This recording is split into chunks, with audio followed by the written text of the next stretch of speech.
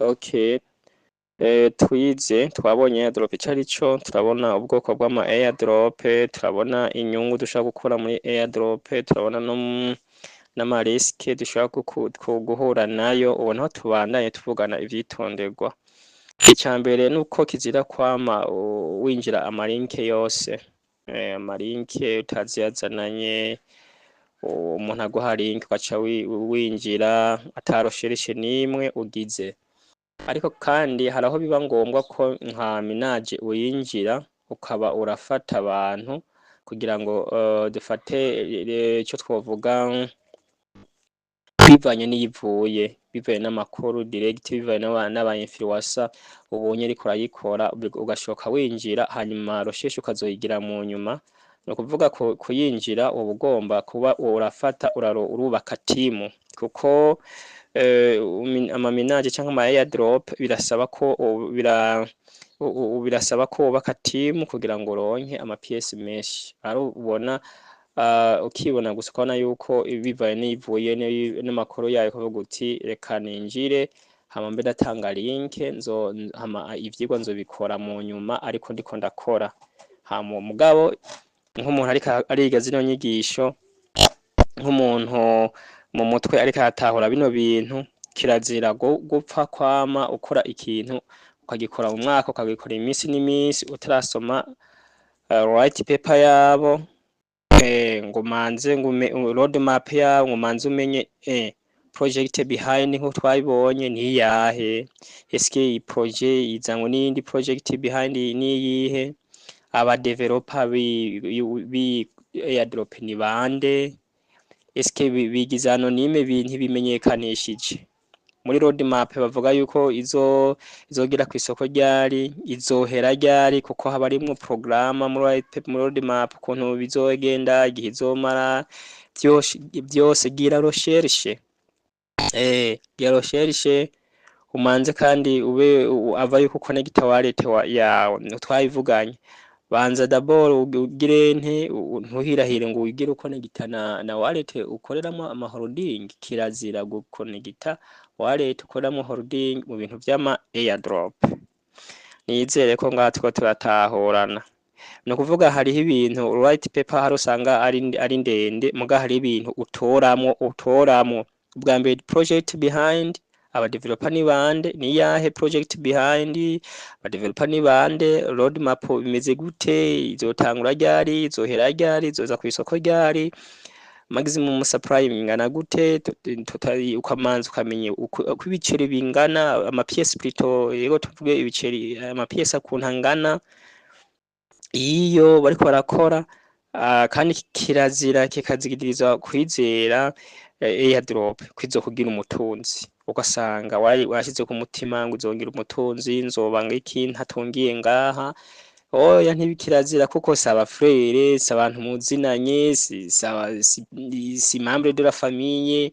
Ushaka kuyikora imyaka 2, twarabonye ko ushaka kuyikora imyaka 2, imyaka 3, hama mu nyuma bakabivamo bakigira. Nukuvuga iyo ni uburgize protection de la santé psychologique, ukirinda konona ivyumviro vyawe, kuko keshi ugumye ushiramo ivyo vyumviro nivyo bigutera no kwanka amabeye. Ikindi kirazira kwizira ibiyi bamo bavuga, kuko twarabonye nkabize intuzenye, twabonye n'umutse ubona inka maximum supply bavuze bazokora, ukamaze kubona izo bazokora zizoja ku isoko, ukabibona byose ukavyitegereza. Muri ico gihe ibintu by'ibiciro baba bavuga kirazira kuvyizera, kuko ama minaje yose, ama airdrop yose azokwama ashusha abantu mu mitwe mu kintu ca prix. Uzokamubona bafise compte officiel yayo, hacaba n'aba influencer biyo project, biyo airdrop, bafise ama fake account kuma X, kuma hehe, kuma réseaux sociaux, mugabo bakaca bagwiza ama compte atari officiel, bakaca bavuga inkuru z'ibihuha biza kugira gusa publicité, marketing, izosokera kuraya, bizogira ukuntu urabaye umukire. Ivyo bizokwamaho. Rero nk'umuntu yize ariko afata zino nyigisho, kirazira kwizera ibintu vyerekeye igiciro vyama bivugwa. Karorero mwarabonye abakoze kowa, mwarabonye abakoze pai n'izindi. Ikindi naco kirazira guhatira umuntu ngo akore ntuzenye ibintu vy'ama airdrop atabitaho cumureka kuko arakesha aca yimvira kugira umwibe canke n'ibindi ni kugumana wewe ariko iciza uri ni kubaka timu ikindi no kwihangana kuko ama airdrop asa kumara imyaka 2 ugasanga ugasanga utafisemo kwizera dufate utafisemo ubumenyi ugasanga wataye ntuzenye uno kuyikora no kuyikora. Ikindi kintu cyo guhanura igihe wasomye project ukabona irizewe ukabona analyse zawe zirakwereka yuko iyo project ikomeye ishobora gufata ikihe kirekire irifoye kugumizako kirazira kudebukirwa kuko ubu bumenyi buza kudutandukanya n'abandi igihe imara umwaka amezi 5 akaca wayiheba wewe ugumizako nk'abandi abana k'akaroro nk'abakoze payi irya team abikoze ntawe ari kuwiyumvira ko yo ari yabasikama oya aba developer bayo bineyo mugabo hari abantu benshi bacitse intege baracika intege ariko abagumiye ko bakaguma ko kubera bazi bene umushinga ko abari abantu nyene bagize byatumye bagira ama PS menshi nico gituma n'ahandi hose windi project yose mu gihe wabonye bene umushinga uko bimeze byose bimeze neza kirazira nahiteba gucika intege nizere ko mu kugeza ngaha mutahuye kiri jace cyo kumenya ni gihe hari ukuntu ushaka igihe ugize ushaka kuyikora igihe kirekire ugasanga urose nkeya kubera utakoresheje ubwenge minaje yashaka kuyikora ugasanga wowe uri mu bantu ukayikora imyaka myinshi ugasanga uri mu bantu barose amahera makeya cyangwa pièce makeya ko utaravye ukuntu yubatse nimba ubona baha ama pièce menshi abantu bariko ubatse team bikore nimba bona bisaba yuko umina keshi bikore kuko birababaje ugasanga urose $10 mu myaka 2 muri ico gihe ugasanga nuwi yicariye ngaho atigeze abikora atigeze ayikora ugasanga ziguzi yaciye azigura $5 ugasanga arakushije nawe izo wakoreye imyaka 2 ne kuvuga ubigize umwuga urabigiramo n'umwete ikindi naco nuko ni vyiza gukora ama airdrop kuko aratuma umenya ama coin ariko araja ku isoko ukamenya uko yatanguye ukamenya ama project behind no kuyagura ntiwiguragira ama analyse menshi kubera ubu yazi ukuntu ameze ikindi ni project iri yize wakoreye analyse urashaka kugura muri Presale kuri cya giciro giba gitoye iyo bayishize muri Presale mu gihe uba warayibonye uragira recherche waragira analyse ukabona yuko iyo project yizewe ikindi naco no kuraba aba influencer abantu basazo bakora mu minage abantu basazo bafise ama account bacisha ko amakuru agezweho nimbara amashanje ukuntu ari kayivuga nimbara aba influencer ukuntu bari kwayivuga ivyo byose birashobora gufasha amakuru yo kumenya iyo minage n'ukuntu woyitwaramo twizere ko kugeza no munsi kugeza kino cigwa mutabwo matahura airdrop uko zokorwa mu bwenge mu bumenyi hanyuma reka tubandanye n'ikindi na tubona ino chapitre yeke airdrop na ICO reka tubandanye na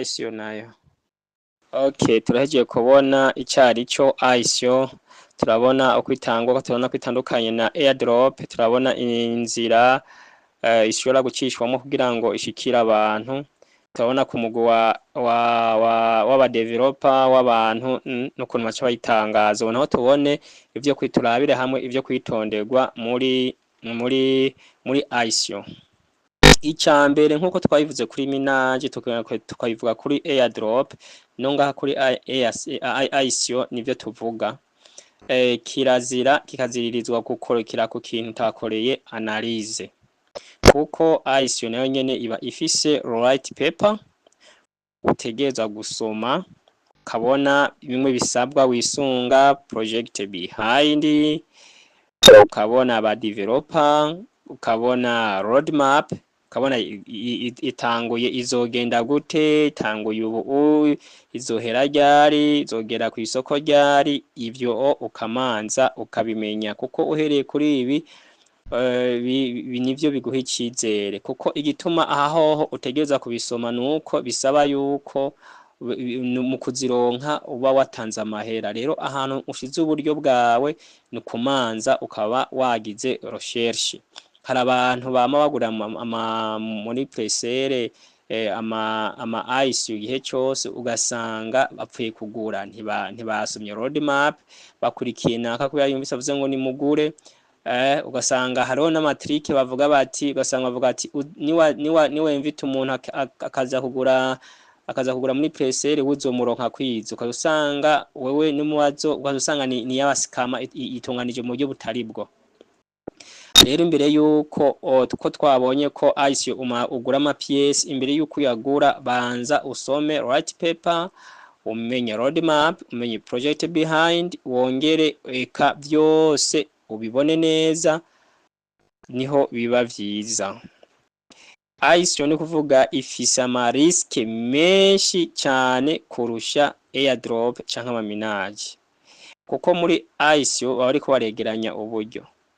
Aba developers bashobora kuba bafise target yo kwegeranya nka $1 million, hanyuma ugasanga begeranije mu bayiguze barose $500. Muri ico gihe bashaka kubona ko bitagikunze, objectif yayo bidakunze, bakaca hitamo kuyiheba. Uburyo bw'I500 begeranya bwose bakaca butwara, bashaka kuyitangaza ko ntiyahurumbiwe n'abantu, ugasanga mwayiguze muri abantu bari bakeneye miliyoni, ugasanga bayiguze bose bagize mu 200,000. Usanga rero ari baritegereje bati iyi ICU yacu ntiyakiriwe, bakaca bahitamo kwigira. Urumva harimo risk nyinshi. Iyo babaye abaseriye naho baca bongera ko ikindi gihe, kusanga bifasha igihe kirekire cyane. Ama projet menshi ya ICU aragira esheke, arakunda kugira esheke kubera bazitangura bakeneye uburyo, ugasanga ubwo buryo ntibaburose, bataburose bakaca bahitana bwabo ndi barabamaze kuronka bakaca babujana. Kandi ICU ni buryo bwishi cyane, ni buryo bwiza cyane abahaka n'abasikama bama bakoresheje, bakaraba uko bagapanga projet bakayiyumvira, ugasanga bavuga bati abazogura bose tuzocikana ayo. Karusanga babasigaye vya bitcoin mwagura, baciye bagenda na y'amahera mwatanga, bahama vya bitcoin bigasigara atavalere bifise, bikazoherera iyo. Ikindi naco ntoze ukangwe nuko eshangere iyo ariyo yose iri kiratangaza ICU, kubera ashaka kwafisha pri yayo atariyo, kubitaba iraba liste ngo injije muri blockchain, bashobora ku muhora muyibona bava ngo presere, ugasanga bafishije ibintu kubera bitaja muri blockchain, bijya ntaco biba bimaze, biba bikiri centralize, ntiba biraba decentralize. Nukuvuga irya pri baba bagize nte abari ibintu fictif, nta kuri kuba kurimwo. Muramaze kuyibona nka naho ari minage, ko baraba ariko bakwereka presere ngwiri kuraya ngo naba hizogirane ngo byo bari byiza isoke kuraya, ugasanga imitwe y'abantu yashushe. Bijya bintu ku muntu afise inyigisho bijya ntibimukanga, kubera bijya biba biri centralize, umuntu ashaka kubihindura uko agomba, ariko bijya igikuru nikijya twovuga biba biri muri twovuga byamaze kwinjira muri blockchain, ivyo bari bikuru. Ariko birashobora kuguha amakuru make y'icizere bayiha abene umushinga, mugabo ntibishobora kwafekita umutima wawe, psychology yawe ngo utume uhahamuka cyane. Nizere ko kugeza aya masaha, kugeza mu mpera y'icigwa, nico cyanyuma kivuga ama opportunity nko twabonye ama minage ya drope, ICO, twabonye inzira zitandukanye, ama holding, turabona metaverse, turabona staking, NFTs n'ibindi byinshi cyane, n'ama opportunity umuntu ashobora gucamwo, DeFi n'ibindi byinshi twagiye turabona ko ama opportunity umuntu ashobora gucamwo kugira ngo aronkeremo inyungu. Bisa n'ibigarukiye ngaha, tuzatubandanye n'ibindi historique ya bitcoin n'ibindi bintu tugiye twiga. Nizeye kugeza ngaha mwese mu bitahuye, murakoze cyane.